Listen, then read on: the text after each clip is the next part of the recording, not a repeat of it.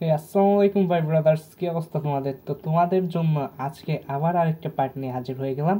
তো আমরা data structure নিয়ে আলোচনা করেছিলাম আগের ভিডিও পর্যন্ত, এবং আজকের ভিডিওতেও আমরা ডাটা স্ট্রাকচার নিয়েই আলোচনা করব।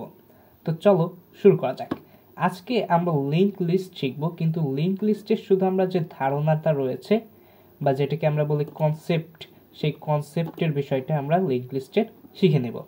কারণ লিঙ্ক লিস্ট পুরোপুরি শিখতে হলে পারে আমাদের ক্লাস এবং অবজেক্টের সাথে আমাদের পরিচয় থাকতে হবে, যার সাথে আমাদের পরিচয় নাই, যেটা আমরা পরে যে সময় অবজেক্ট ওরিয়েন্টেড প্রোগ্রামিং তোমাদেরকে শেখাবো তখন সেটা সম্পর্কে তোমাদেরকে আমরা পুরোপুরি জানাবো।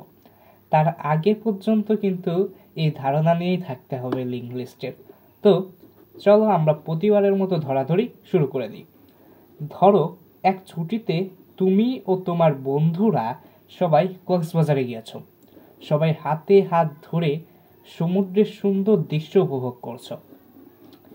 যাক, আমরা পরের স্ক্রিনে যাই। এবার তোমরা কিন্তু একজন আরেকজনের হাত ধরে একটা হিউম্যান চেইন তৈরি করেছো। এতে একজন আরেকজনের হাত ধরার মাধ্যমে কানেক্টেড অথবা লিঙ্কড রয়েছে তোমরা সবাই। মানে একজন আরেকজনের হাত ধরার মাধ্যমে তোমরা একজন আরেকজনের সাথে লিঙ্কড বা কানেক্টেড রয়েছে। যেহেতু তোমরা একজন আরেকজনের সাথে লিঙ্কড বা কানেক্টেড, তাই আমি তোমাদেরকে বলতে পারি তোমরা হচ্ছ লিঙ্কড ফ্রেন্ডস।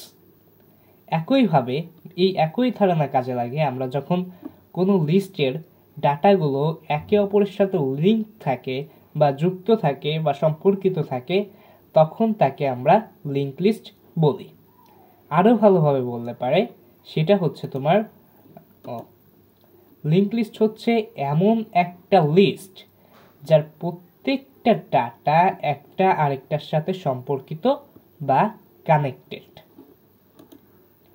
এবার লিস্ট, শুধু লিস্ট আর লিঙ্ক লিস্টের মধ্যে যদি একটু আমরা তফাৎ করি, সেটা হচ্ছে এই যে এই চিত্রটা দেখছো না, লিস্টের দিকে যদি আমরা তাকাচ্ছি, এই চিত্রটা হচ্ছে শুধুমাত্র লিস্ট আর এটাই হচ্ছে তোমার লিঙ্ক লিস্ট।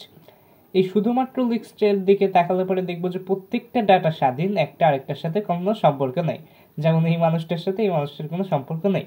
আর লিঙ্ক লিস্টের দিকে তাকালে পরে আমরা কি দেখবো যে প্রত্যেকটা ডাটা একটা আরেকটার সাথে সম্পর্কিত, ঠিক এই মানুষগুলোর মতো। তোমরা যেরকম হাতে হাত ধরে রাখছিলে ঠিক সেরকম। এই হচ্ছে লিস্ট আর লিঙ্ক লিস্টের মধ্যে পার্থক্য।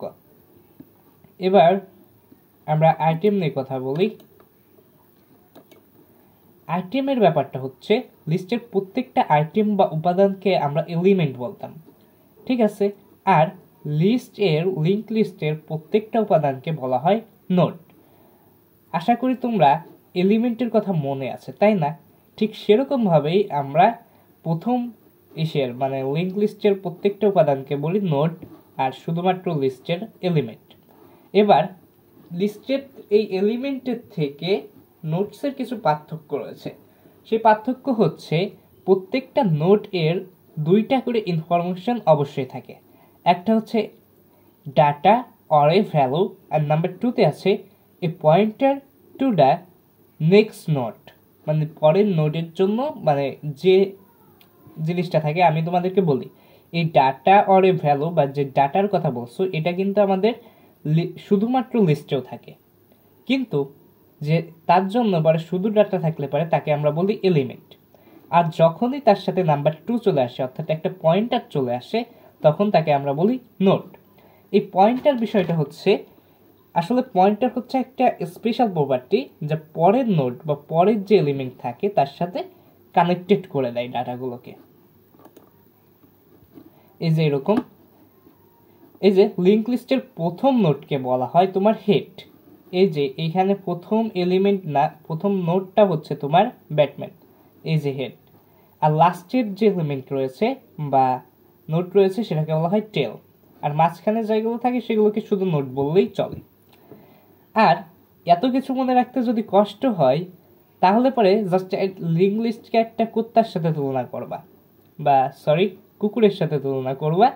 এই যে এখানে হচ্ছে হেড প্রথম এলিমেন্ট, এবং শেষের এলিমেন্ট হচ্ছে টেল, আর মাঝখানে যা আছে সব শুধুমাত্র নোটস। তো আজ এই পর্যন্তই, দেখা হচ্ছে আগামী ভিডিওতে।